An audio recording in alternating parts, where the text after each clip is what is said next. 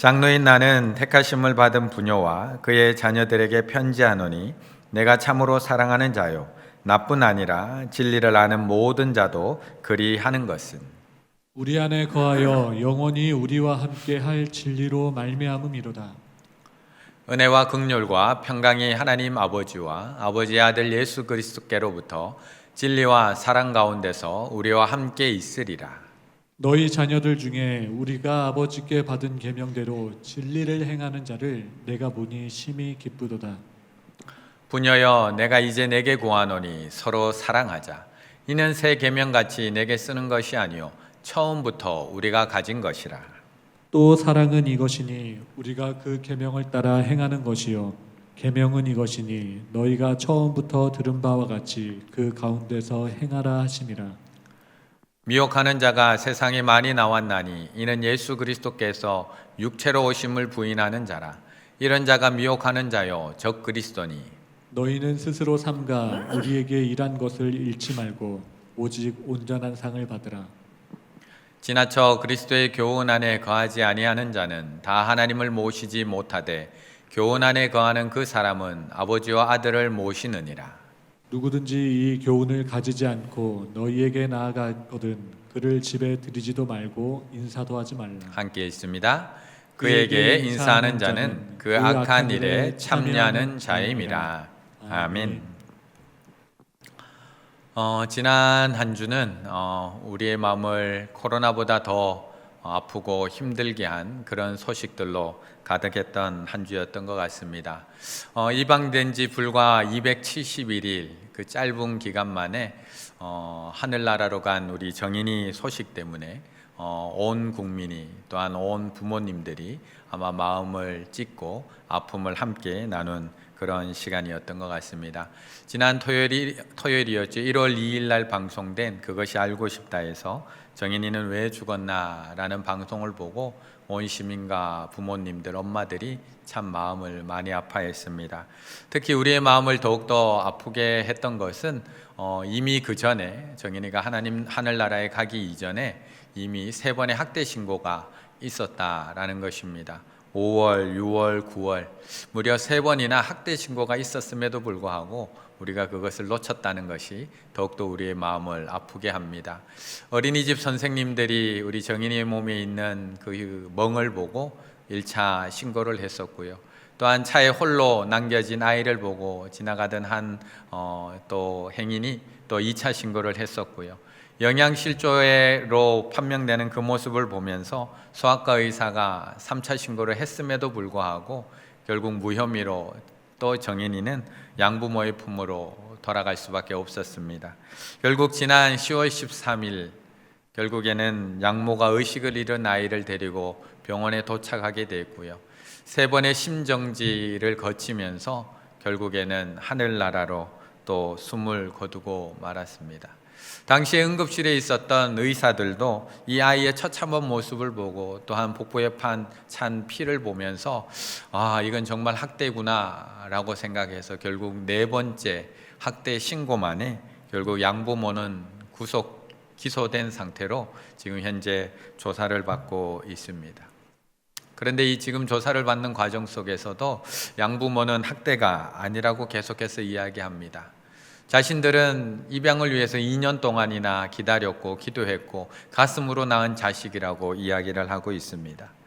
3번의 학대 의심 신고도 입양 가정을 향한 사람들의 그냥 편견일 뿐이지 절대 학대하지 않았다라고 이야기하고 있고요. 몸에 있는 멍자국도 원래 정인이가 온몸에 그런 여러 가지 몽고반점의 흔적들이 많았기 때문에 때린 흔적이 아니라고 이야기합니다.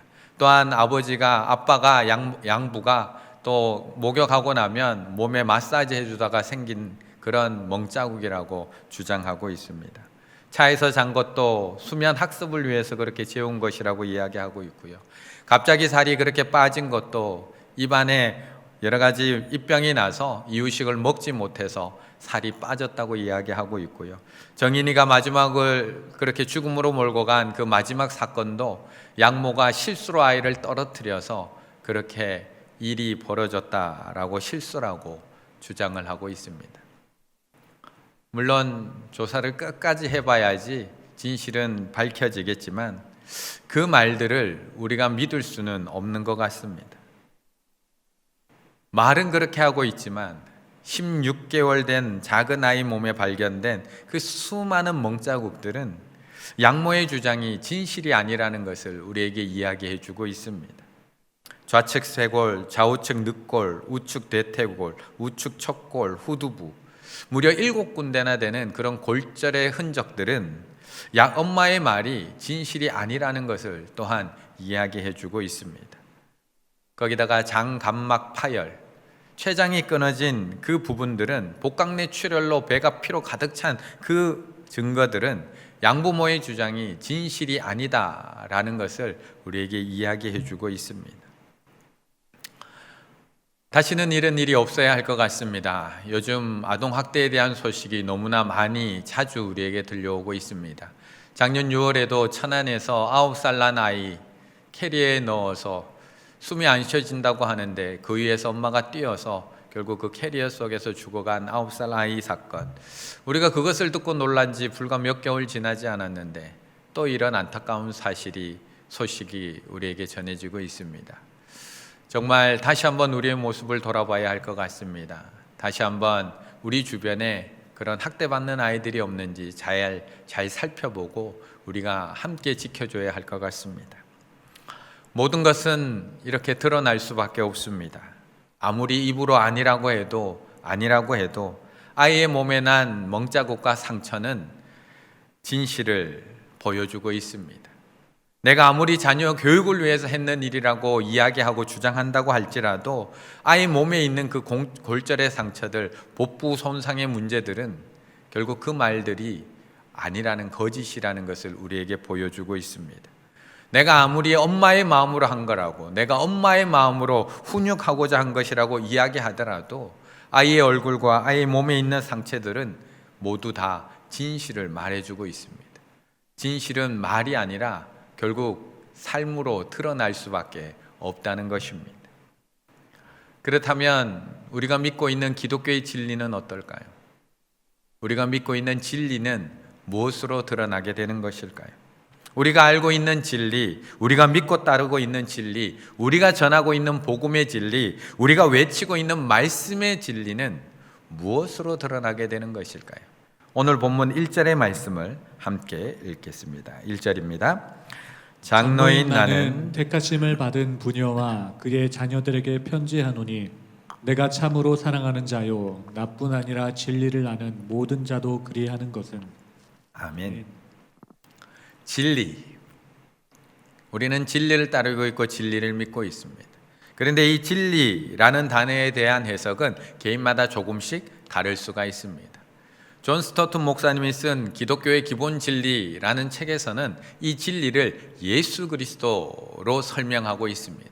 예수 그리스도가 누구인지를 가지고 기독교의 기본 진리를 이야기하고 있습니다. 제임스 패커라는 목사님은 기독교의 기본 진리 똑같은 제목의 책에서 이 진리를 성경에 나오는 3가지 신조, 사도신경, 주기도문, 십계명을 가지고 주요 신조를 가지고 기독교 진리에 대해서 이야기하고 있습니다. 오늘 본문에서 사도 요한도 진리에 대해서 우리에게 이야기해 주고 있습니다. 사도 요한은 자신이 쓴 서신들, 요한복음, 요한 1, 2, 3서, 그리고 요한계시록 속에서 이 진리에 대해서 계속해서 이야기하고 있습니다. 알레데이아, 진리라는 단어를 무려 45번이나 써가면서 계속 진리에 대해서 우리에게 설명해 주고 있습니다. 사도 요한은 그의 서신 속에서 진리를 이렇게 이야기하고 있습니다.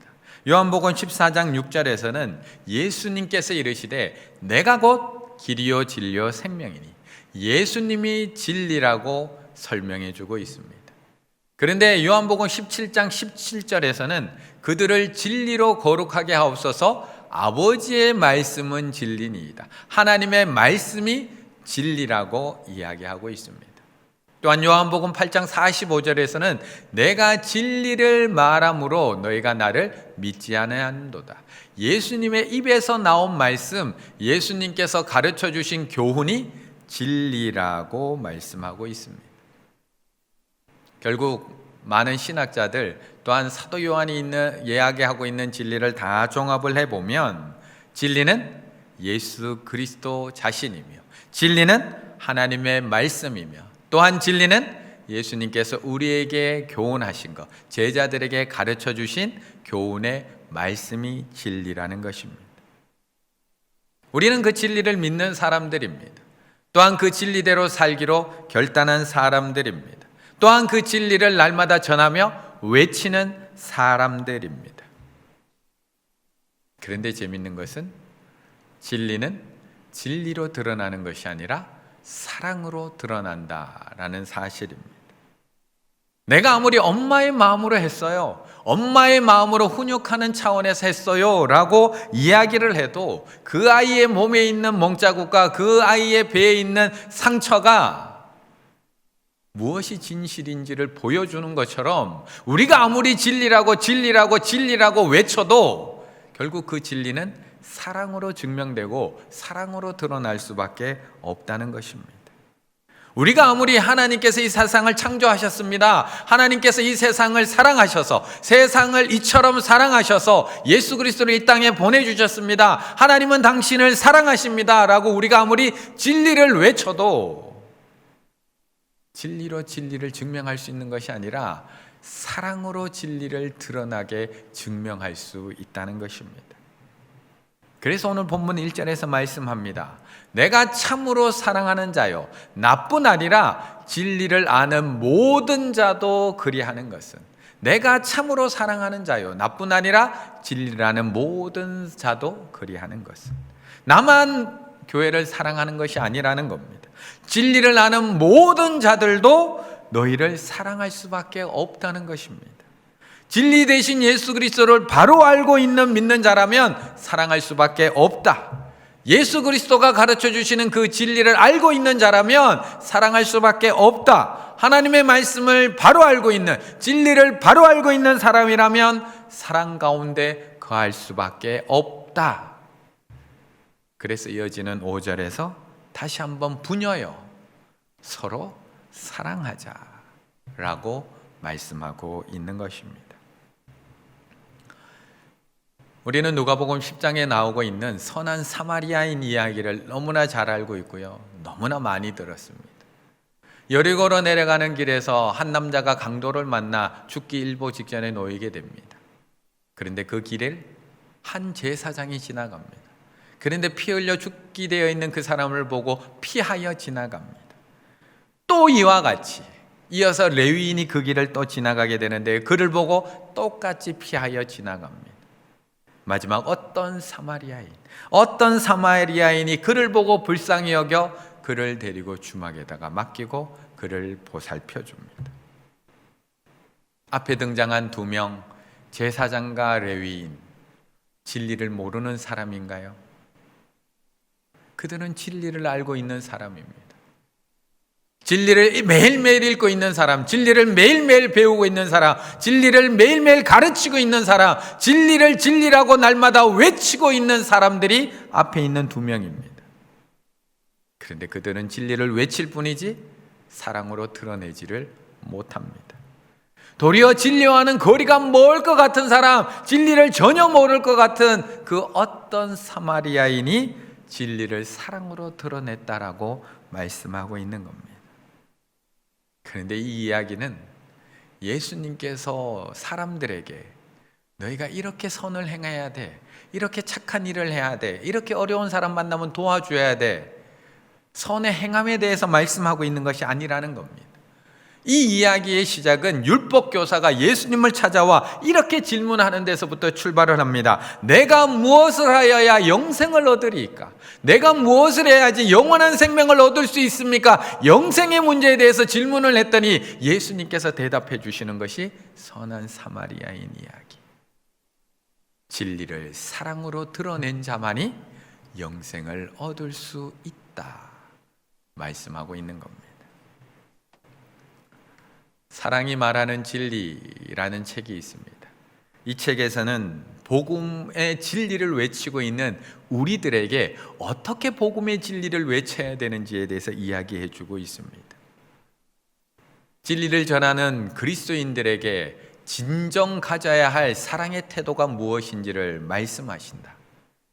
아무리 옳고 좋은 내용을 말한들 말하고 있는 이의 태도가 무례하거나 가볍다면 그 말은 듣기 싫어지기 마련이다. 그렇게 우리가 그토록 사랑하는 진리는 내용만 아름다운 것이 아니라 그것을 전하고 사랑하는 사람들의 마음과 태도 또한 아름다워야 한다. 그것을 전하고 사랑하는 사람들의 마음과 태도 또한 아름다워야 한다. 우리 교회가 오늘도 온라인으로 예배 드리는 이유가 무엇일까요? 우리 교회에서는 확진자가 단 한 명도 나오지 않았는데 우리 교회가 오늘도 비대면으로 온라인으로 방역수칙을 이렇게 지켜가면서 잘 지키면서 예배 드리는 이유가 무엇일까요? 우리 교회에 진리가 없어서 이렇게 예배 드리고 있는 걸까요? 우리 교회에 진리 대신 예수 그리스도가 없어서 우리가 이렇게 예배 드리고 있는 걸까요? 지난주 중에는 한 구역의 구역장님이 저한테 전화 오셨더라고요.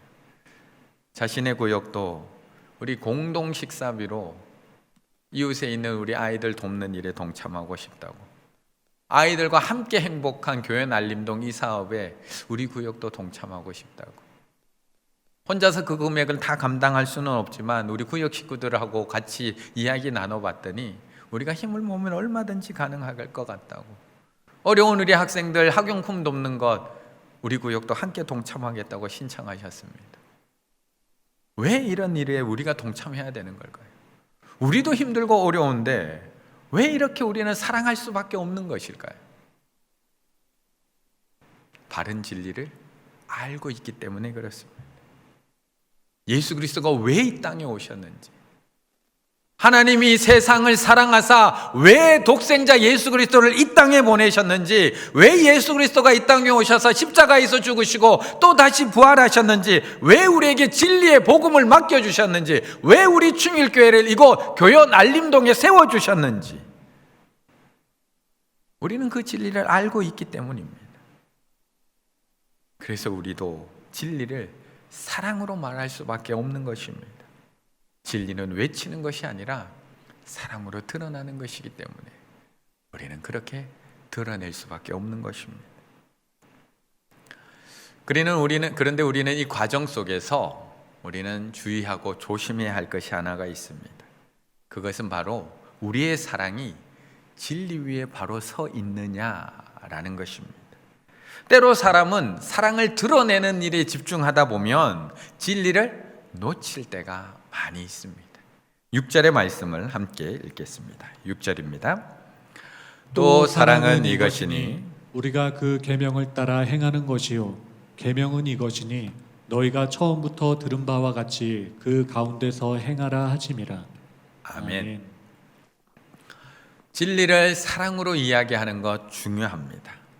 바른 진리는 반드시 사랑으로 드러날 수밖에 없습니다.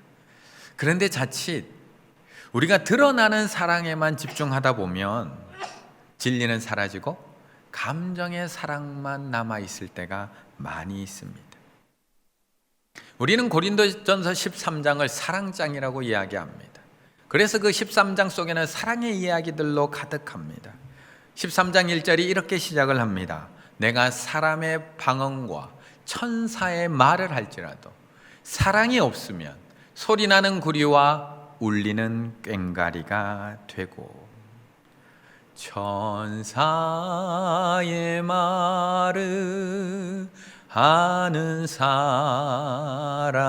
사람도 사랑 없으면 소용이 없고, 심오한 진리 깨달은 자도 울리는 징과 같네.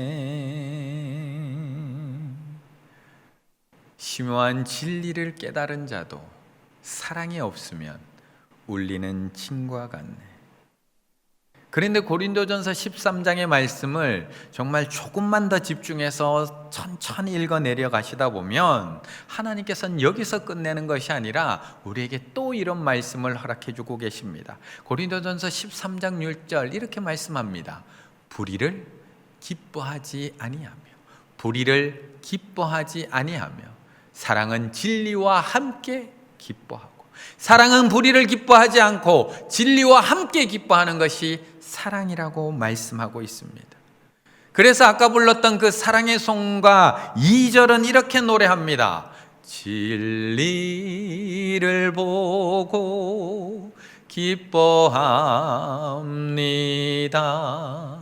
무례와 사심 품지 않으며 모든 것 믿고 바라는 사랑 모든 것 덮어주네. 그래서 우리는 항상 확인해야 됩니다.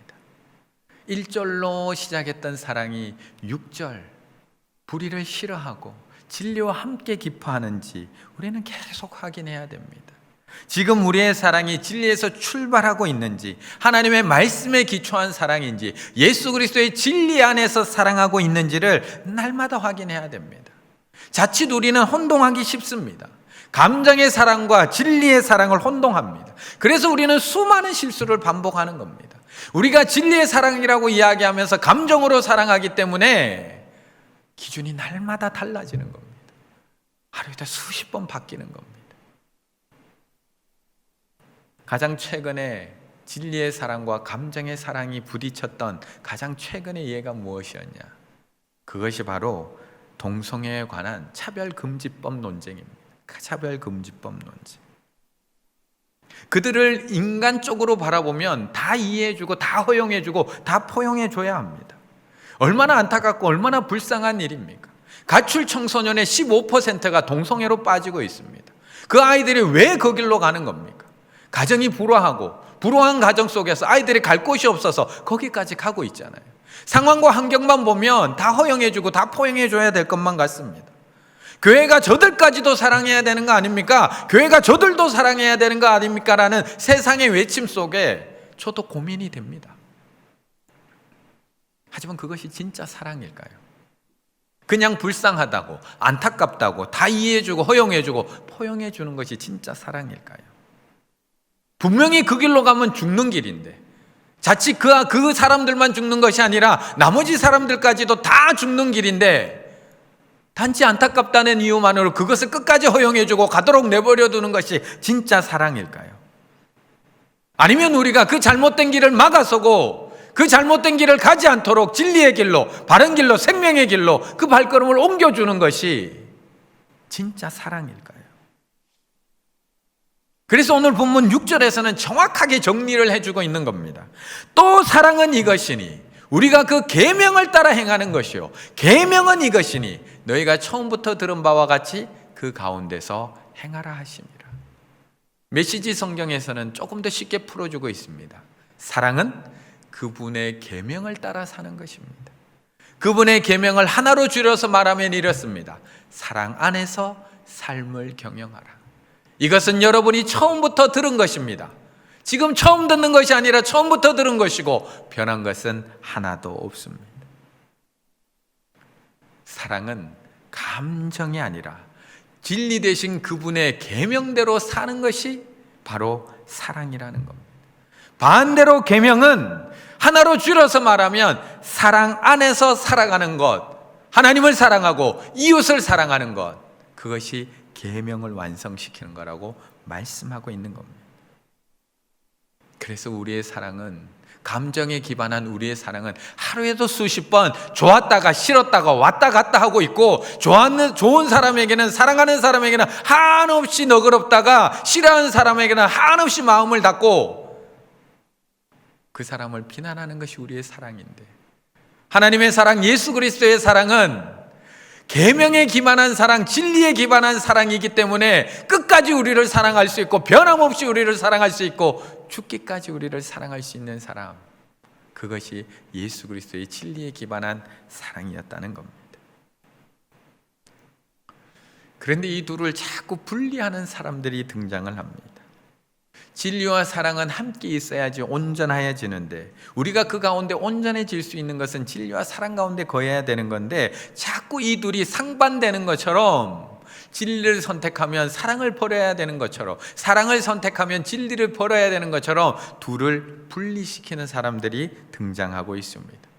7절의 말씀 함께 읽습니다.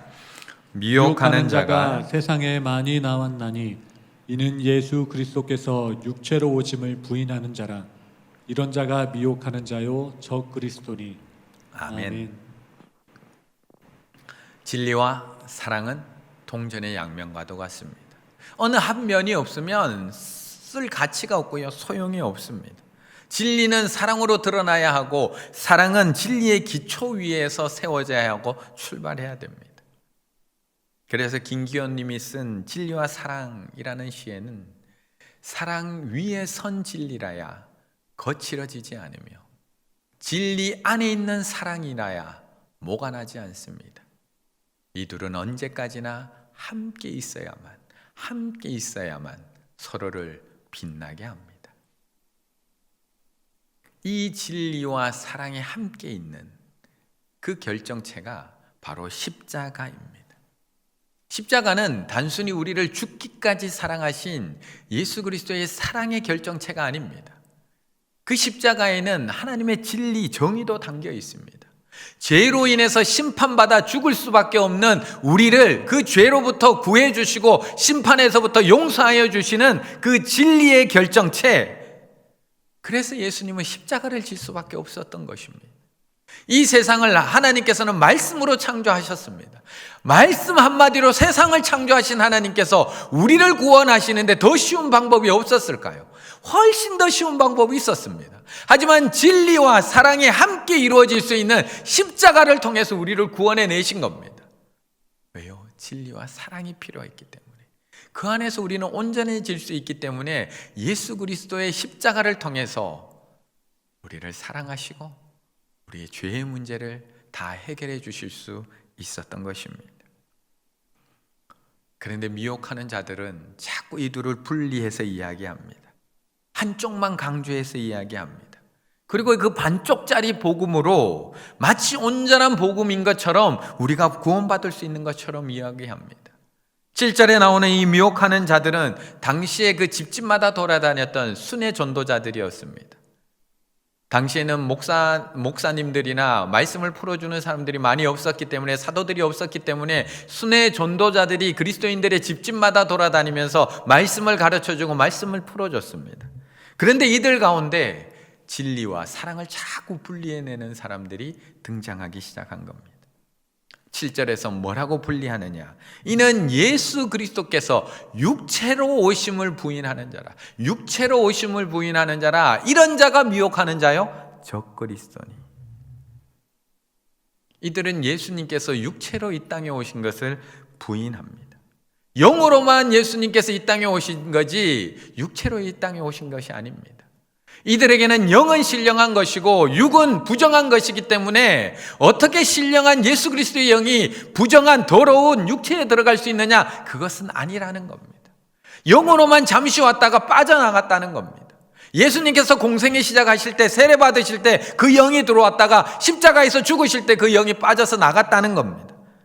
그래서 영지, 신령한 지식, 영적인 진리만 깨달으면 행함이 없어도 육체의 삶은 아무런 영향 안 미치고 구원받는다. 육체로는 아무렇게나 살아도 된다. 영적 진리만 깨달으면 된다. 라고 가르치며 다녔다는 것입니다. 육체로는 물질을 추구하든, 육체로는 나쁜 짓을 하고 다니든, 육체로는 방탕을 하든, 육체로는 어떤 짓을 죄의 자리에 어떻게 머물러 있든 아무 상관없이 구원받을 수 있다. 영적 진리만 깨달으면. 육체로 오신 예수 그리스도의 사랑, 우리를 죽기까지 사랑하신 그 사랑의 십자가의 사랑 필요 없어. 육체로 오신 것 아무 진리만 있으면 돼. 그래서 사도 요한은 아무것도 모르는 채 그들을 환대하며 받아들이고 있는 착한 그리스도인들에게 주의를 주고 있는 겁니다. 8절에서 이렇게 주의를 줍니다. 너희는 스스로 삼가, 너희는 스스로 조심조심해서 우리가 지금까지 일한 모든 것을 잃지 않도록 조심하라는 겁니다. 그리고 오직 온전한 상을 받으라. 온전한 상을 받으라. 진리와 사랑이 하나로 온전해져 있는 온전한 상을 받으라고 말씀하고 있는 겁니다. 사실 우리가 살아가고 있는 지금 오늘도 사랑 없는 진리만 가지고 구원받을 수 있다라고 이야기하는 반쪽짜리 복음을 가지고 있는 신앙인들이 얼마나 많은지 모릅니다. 예수를 믿기만 하면 구원받는다. 예수님을 믿기만 하면 내가 어떠한 삶을 살든, 예수님을 믿는다고만 하면 내가 어떠한 방탕한 삶을 살고 타락한 삶을 살고 죄악된 삶을 살아도 나는 구원받을 수 있다. 여전히 이기적인 삶을 살며 여전히 죄악된 삶을 살고 여전히 사랑 없는 삶을 살면서도 그 진리만 가지고 있으면 나는 구원받을 수 있어. 반쪽짜리 복음을 가지고 살아가는 그런 신앙인들이 오늘도 얼마나 많은지 모릅니다. 그런데 반대의 반쪽짜리 신앙도 많습니다. 반대의 반쪽짜리 신앙. 진리가 없습니다. 말씀은 중요하지 않습니다. 사랑만 강조합니다. 사랑만 강조합니다. 육체로 오신 예수 그리스도의 사랑, 예수님께서 육체로 오신 것은 인정을 합니다. 그분이 오셔서 이 땅에서 4대 성인처럼 사랑을 보여주셨다는 겁니다. 우리가 본받을 만하다는 겁니다. 그 예수 그리스도의 사랑을 실천하며 살아가야 된다는 겁니다. 하지만 그 예수님이 하나님의 아들이신 것과 우리를 위하여 십자가에서 죽으신 구원자라는 진리, 그것은 중요하지 않습니다. 관심 없습니다. 말씀 읽는 것, 진리를 알아가는 것 굳이 나에게 중요하지 않다. 신령한 지식은 중요하지 않다고 이야기하며 살아갑니다. 세상은 끊임없이 이 둘을 분리해서 우리에게 선택하라고 이야기하고 있습니다. 분명히 예수님께서는 십자가를 통해서 진리와 사랑 가운데 우리의 믿음이 온전해져 가라고 말씀하고 계시는데도 불구하고 사랑은 끊임없이 이 둘을 분리해서 진리를 조금 깨달은 사람은 사랑 없이 무리하게 행합니다. 사랑을 조금 실천한 사람은 진리에 관심 있는 사람을 무시하고요. 그 사람들을 왜 말씀 읽으면서 저렇게 사냐고 비난하며 살아갑니다. 나는 어느 편에 속해 있는가요? 나는 어느 편에 속해 있을까요? 나는 진리만 붙들고 살아가고 있을까요? 아니면 나는 사랑만 행하면서 살아가고 있을까요? 혹시 내가 진리 조금 안다고, 성경 말씀 조금 안다고 혹시 무리하게 누구를 대하고 있는 것은 아닌가요? 아니면 내가 사랑 조금 행한다고, 내가 사랑의 실천 남보다 조금 더 한다고, 아이고 성경 10번 읽으면 뭐해? 진리에 관심 있는 사람을 무시하고 살아가고 있는 것은 아닐까요? 진리와 사랑은 분리될 수 없습니다. 이 둘이 함께 갈 때 우리의 신앙은 온전해질 수 있습니다. 그렇다면 우리는 하루하루를 진리로 시작을 해야 됩니다. 하나님의 말씀으로 출발을 합니다. 그 말씀의 기초 위에 우리는 하루를 사랑으로 채워가야 합니다. 2021년 올 한 해는 어떨까요? 올 한 해도 마찬가지입니다. 우리는 올 한 해 송구 영신 예배 때 영신을 통해서 말씀 한 말씀 받았습니다. 올해 주제는 말씀으로 일어나 함께 가자는 겁니다.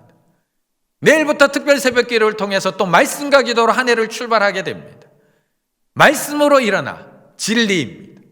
함께 가자 사랑입니다. 말씀으로 일어나는 것으로 끝난다면 우리는 진리에서 끝이 납니다. 하지만 그 진리의 기초 위에 함께 가는 사랑이 더해질 때 우리의 믿음은 온전해질 수 있는 겁니다. 진리 없이 한 해를 출발하면 또 흔들릴 수밖에 없습니다. 그래서 새벽마다 아침마다 하나님의 말씀 읽고 말씀의 기초 위에 우리는 하루를 사랑으로 채워가야 합니다. 2021년 한 해 내일부터 시작되는 특별 새벽 기도를 통해서 우리는 또 말씀과 기도로 한 해를 진리 위에서 우리는 출발해야 됩니다. 하지만 진리로 출발하는 것으로 끝나는 것이 아니라 올 한 해 그 진리를 사랑으로 드러내야 됩니다. 사랑으로 채워가야 됩니다. 가족에 대한 사랑, 교회에 대한 사랑, 하나님에 대한 사랑, 이웃에 대한 사랑, 우리는 그것으로 한 해를 채워가야 합니다. 그렇게 우리가 진리로 출발을 해서 사랑으로 차곡차곡 하루하루를 채워나가게 될 때 2021년 마지막 날에 하나님께 오직 온전한 믿음의 상, 온전한 상을 받게 된다라는 것입니다. 진리 없이 한 해를 시작하면 우리는 또 상황과 감정에 따라서 사랑했다가 미워했다가 또 요동하게 될 겁니다.